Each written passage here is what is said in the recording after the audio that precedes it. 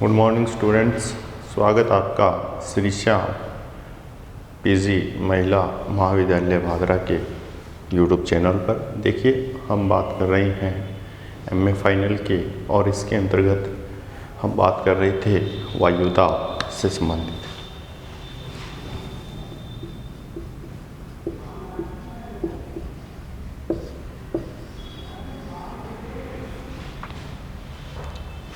वायुदाब के अंतर्गत हमने देखा था कि वायुदाब का जो क्षैतिज वितरण है वो किस प्रकार इफेक्ट डालता है, ऊर्ध्वाधर वितरण है वो किस प्रकार इफेक्ट डालता है।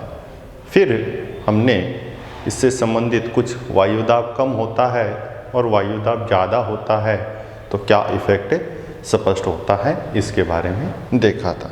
और लास्टली हमने वायुदाब जो प्रवणता है उस प्रवणता से संबंधित समदाब रेखाओं के माध्यम से कुछ कंसेप्ट हमने पढ़ी थी। अब देखिए, विश्व में जो सर्वाधिक वायुदाब कहाँ पर पाया जाता है, पर्टिकुलर स्थान की बात करेंगे तो कौन सा स्थान है, और विश्व की बात करते हैं कि न्यूनतम जो वायुदाब पाया जाता है वो न्यूनतम वायुदाब कहाँ पाया जाता है उसकी बात करेंगे हम। तो देखिए, विश्व में जो सर्वाधिक वायुदाब की बात की करेंगे, विश्व का सर्वाधिक वायुदाब पृथ्वी पर कहाँ पर पाया जाता है इसकी हम बात कर रहे हैं। तो देखिए, इरकुत्स्क साइबेरियाई क्षेत्र,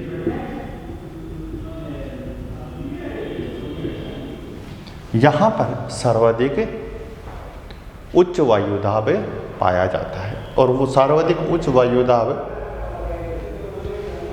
कितना पाया जाता है, लगभग हम बात करते हैं 1075.62 MB, ये विश्व का सर्वाधिक उच्च वायुदाब। लेकिन कई बार एक स्थान और आता है, यहां लिख देता हूं मैं, कंफ्यूज मत होना। अगाता का नाम आता है, अगाता रूस का क्षेत्र है, यहां सर्वाधिक वायुदाब पाया जाता है 1083 MB। तो कई बार ये कंपटीशन एग्जाम की जब बात करते हैं तो कई बार ये ऑप्शन में नहीं होता है, तो ऑप्शन में अगर इरकुत्स्क है तो वो रहेगा, नहीं तो फिर अगाता है तो अगाता आपका ऑप्शन है उसमें सही रहेगा। तो ये विश्व में सर्वाधिक वायुदाब इस रूस जो साइबेरिया का क्षेत्र है, इन क्षेत्रों में क्या है, सर्वाधिक उच्च वायुदाब पाया जाता है। अब हम बात करेंगे विश्व का न्यूनतम वायुदाब। सबसे कम वायुदाब कहाँ पाया जाता है, गुआम क्षेत्र, मैरीना द्वीप, कहाँ पर है, प्रशांत महासागर में। प्रशांत महासागर का क्षेत्र है। इस क्षेत्र में न्यूनतम वायुदाब पाया जाता है। और कितना पाया जाता है, 870 MB, न्यूनतम 870 MB और 1083 MB, ये क्या है, सर्वाधिक है। अब सामान्य हमने जो पढ़ा था, सामान्य वायुदाब की बात की थी, वो सामान्य वायुदाब कितना था, इन दोनों के बीच की बात करते हैं। तो जो औसत वायुदाब था हमारा सागर तल पर, वो औसत वायुदाब 1013.25 MB, ये क्या था, हमारा औसत वायुदाब था। तो पृथ्वी पर 870 MB मिनिमम और मैक्सिमम की बात करते हैं तो 1083 की बात करते हैं जो मैक्सिमम के रूप में पाया जाता है। औसत हमने पहले ही देख लिया था। तो ये सर्वाधिक और न्यूनतम की बात करेंगे तो पृथ्वी पर निम्न वायुदाब पाए जाते हैं। चलिए आगे हम बात करते हैं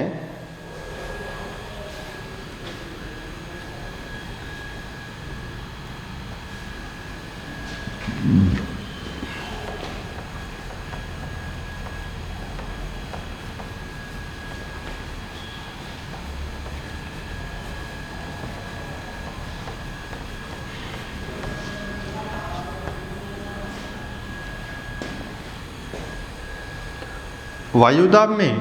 अगली जो कंसेप्ट पढ़ेंगे हम वायुदाब पेटियां।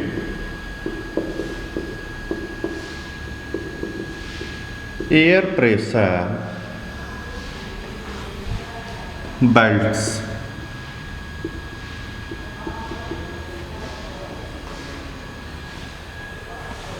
वायुदाब पेटियों की हम बात करेंगे। किसके संदर्भ में बात करेंगे? पृथ्वी के संदर्भ में बात करेंगे। पृथ्वी पर कुछ ऐसा पर्टिकुलर निश्चित क्षेत्र है जिस पर क्या है, एक समान वायुदाब पाया जाता है। उस क्षेत्र को हमने किसमें संबोधित कर दिया? पेटी में संबोधित कर दिया। जैसे हम बात करते हैं, ये एक पर्टिकुलर क्षेत्र है जहां पर क्या चीज स्पष्ट होती है? उच्च वायुदाब स्पष्ट होता है। और ये क्षेत्र मान लीजिए ये क्षेत्र है, इस क्षेत्र में लगभग बात करते हैं वर्ष में, वर्ष भर की बात करते हैं, लगभग न्यूनतम वायुदाब, निम्न वायुदाब पाया जाता है। इस क्षेत्र में उच्च वायुदाब पाया जाता है, मानकर चल रहे हैं हम, और इस क्षेत्र में निम्न वायुदाब पाया जाता है। तो इनको हम किसके संदर्भ में लिखेंगे? ये हो जाती है क्या? निम्न वायुदाब पेटी। क्या होगी? निम्न वायुदाब। और ये क्या हो गई? उच्च वायुदाब पेटी। इस प्रकार हम उस क्षेत्र को किसमें बदल देते हैं? पेटी के रूप में बदल देते हैं उस पर्टिकुलर क्षेत्र को। ठीक है, तो हम देखेंगे पृथ्वी पर कितनी पेटियां हैं, कौन कौन सी पेटी हैं, किस क्षेत्र में उच्च पाया जाता है, किस क्षेत्र में निम्न पाया जाता है। इसके संदर्भ में हम बात करें।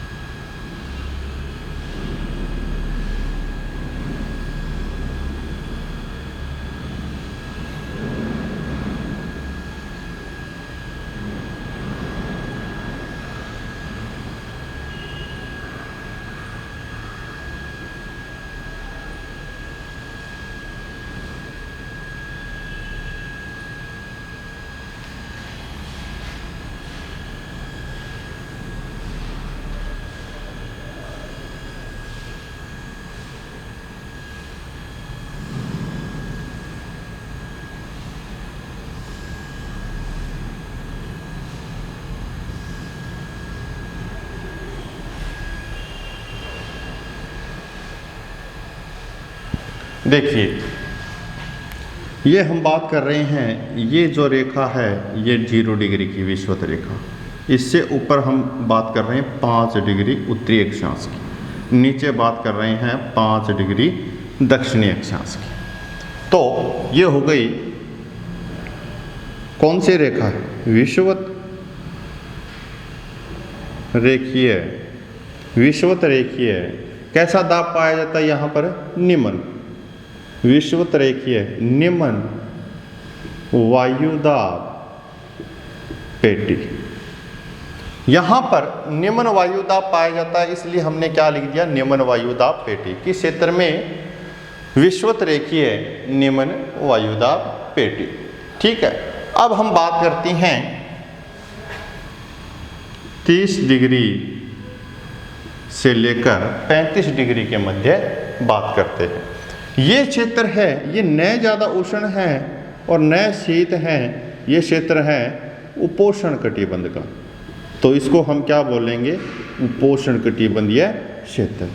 अब इस क्षेत्र में कैसा वायुदाब पाया जाता है?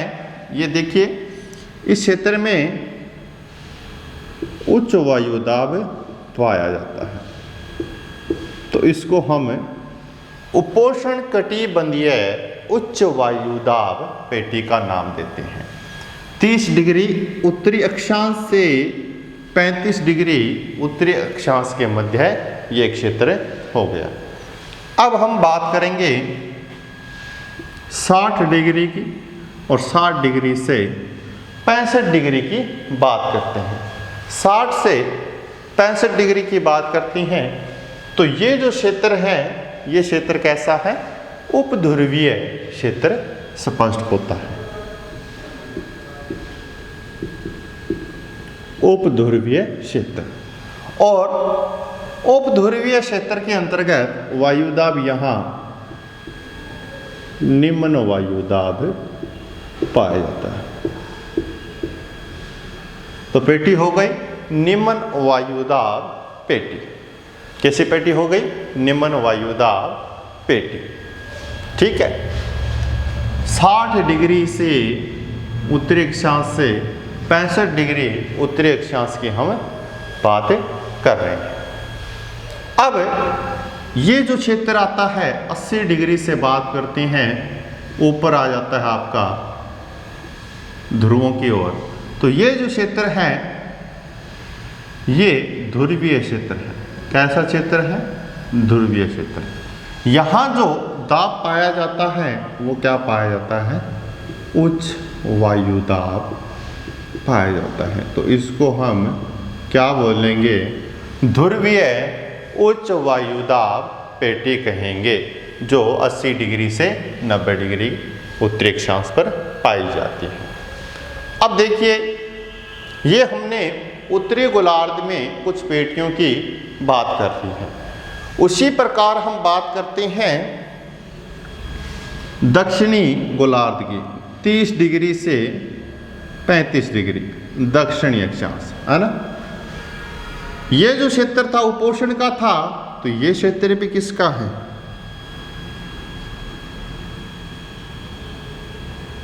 उपोष्ण कटिबंधीय क्षेत्र है ये। ठीक है, यहाँ कौन सा दाब पाया जाएगा? उच्च वायुदाब पाया जाएगा। और उच्च वायुदाब का क्षेत्र है एक पर्टिकुलर, तो उसको पेटी के संदर्भ में लिख दिया। उपोष्ण कटिबंधीय उच्च वायुदाब पेटी। चलिए हम आगे बात करते हैं 60 डिग्री से 65 डिग्री, ये भी दक्षिणी अक्षांशों की बात कर रहे हैं। तो यहाँ पर उपध्रुवीय निम्न वायुदाब पेटी, ये क्षेत्र उपध्रुवीय का था और निम्न वायुदाब पाया जा रहा है, ये देखिए। और इसीलिए हमने क्या लिख दिया? उपध्रुवीय निम्न वायुदाब पेटी लिख दिया। आगे देखिए, 80 डिग्री से लास्ट 90 डिग्री साउथ की बात करते हैं, दक्षिणी ध्रुव तक की बात करते हैं। तो ये क्षेत्र ध्रुवीय है, और ध्रुवीय क्षेत्र है। यहाँ पर वायुदाब जो पाया जाता है वो कैसा पाया गया है? उच्च वायुदाब पाया गया। और ये पेटी भी क्या हो गई? उच्च वायुदाब पेटी हो गई, ध्रुवीय उच्च वायुदाब पेटी। अब देखिए कुल वायुदाब पेटियों की बात करते हैं, कुल वायुदाब पेटी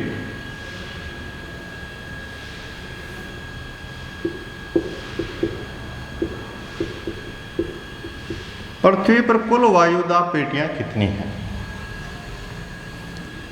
ऊपर से काउंट कर लेते हैं, 1 2 3 4 5 6 और 7। कितनी पेटियां हैं?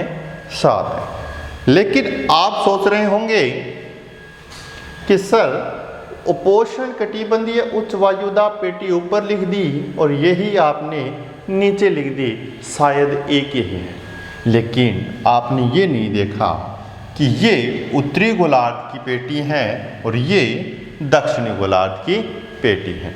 इसको हम जैसे ध्रुव के संदर्भ में बात करते हैं, दक्षिणी ध्रुवीय उच्च वायुदाब पेटी, उत्तरी ध्रुवीय उच्च वायुदाब पेटी। तो दोनों अलग हो गई या एक ही है? बिल्कुल, दोनों क्या हो गई? अलग हो गई। इसलिए हमने इनको अलग अलग काउंट किया। तो कुल पेटियों की बात करते हैं तो कितनी पेटियां आ गई? 7 पेटियां। अब देखिए, अब इनके उत्पत्ति के कारकों की बात करते हैं। तो इनके उत्पत्ति के कारकों की बात करेंगे तो जो विषुवत रेखीय जो क्षेत्र है, यहां पर तापमान क्या होता है? ज्यादा होता है। तापमान ज्यादा है इसलिए वायुदाब क्या है? कम पाया जाता है। बिल्कुल सत्य बात है। चलिए, तो इसका जो आधार हो गया, ये हो गया ताप पर आधारित। ठीक है। अब देखिए, इससे ऊपर की बात करते हैं, थोड़ा सा यहां बात करते हैं।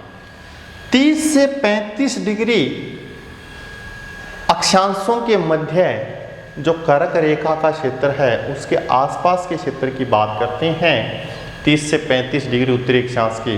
तो यहां पर तापमान क्या है? आपको ज्यादा स्पष्ट होगा। तापमान ज्यादा स्पष्ट होगा तो दाब कैसा लगेगा? बिल्कुल कम लगेगा। लेकिन यहां पर वायुदाब कैसा पाया जाता है? उच्च वायुदाब पाया जाता है। तो ये ताप का तो कारक नहीं हुआ। अगर ताप ज्यादा है फिर भी उच्च वायुदाब है तो कोई ना कोई दूसरा रीजन तो होगा। छोड़ दो, इसको छोड़ दिया। ठीक है। यहां पर बात करते हैं, ऊपर की ओर जाएंगे, 60 से 65 डिग्री पर बात करते हैं तो तापमान बहुत कम होता है, बर्फ जमती है। ठीक है। तो बर्फ जमती है, तापमान कम है। तापमान कम होगा तो वायुदाब क्या होना चाहिए? ज्यादा होना चाहिए। वायुदाब क्या होना चाहिए? ज्यादा होना चाहिए। लेकिन ज्यादा तो नहीं, कम है। तो इसका कारक भी क्या? ताप नहीं होगा, कोई और कारक होगा, है ना? ठीक है। आगे चलिए, ध्रुवीय उच्च वायुदाब पेटी। यहां सदैव बर्फ पाई जाती है। ठीक है। 6 महीने के दिन और 6 महीने की रातें हैं, सदैव बर्फ है। तापमान बिल्कुल न्यूनतम है तो दाब कैसा है? उच्च है। ये बात बिल्कुल सही है। तो यहां आपको ताप का कारक नजर आ रहा है। अब देखिए, ये दो पेटियां अगर ऊपर ताप पर आधारित नहीं है तो यहां भी हमें क्या चीज स्पष्ट होगी? यहां भी कोई ना कोई अन्य कारक स्पष्ट होंगे दोनों पेटियों में। अब दक्षिणी ध्रुवीय जो उच्च वायुदाब पेटी है, जैसे हमने उत्तरी ध्रुव में कौन सा कारक देखा, किस पर आधारित थी? ताप पर आधारित थी। वैसे ही ये पेटी भी क्या रहेगी? ताप पर आधारित रहेगी। ठीक है। अब देखिए, एक कारक तो हमारे पास में ताप आ गया। ठीक है। लेकिन ये जो स्पेस है, यहां पर ये जो 4 आपको जगह मिल रही है 4 पेटियों की, यहां कौन सा कारक इफेक्ट कर रहा है? तो वो कारक यहां पर कौन सा है?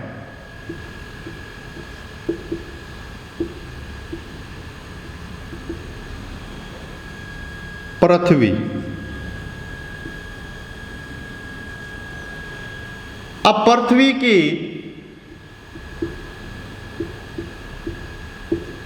क्या चीज इफेक्ट कर रही है? घूर्णन गति इफेक्ट कर रही है। यहां भी पृथ्वी की क्या है? घूर्णन गति है। यहां भी पृथ्वी की क्या है? घूर्णन गति है। और यहां भी पृथ्वी की क्या है? घूर्णन गति है। तो इस प्रकार से दो कारक हमें स्पष्ट हुए जिनमें वायुदा पेटियों के निर्माण में योगदान होता है। एक तो पृथ्वी की घूर्णन गति और दूसरा ताप। तो इसी आधार पर हम देखेंगे कि तापजन्य पेटी कौन सी हैं और गतिजन्य पेटियां कौन कौन सी हैं। तो इसका विवरण हम नेक्स्ट क्लास में देखेंगे। आशा करता हूं कि आपको वीडियो समझ में आया होगा। Thank you very much. जय हिंद, जय भारत।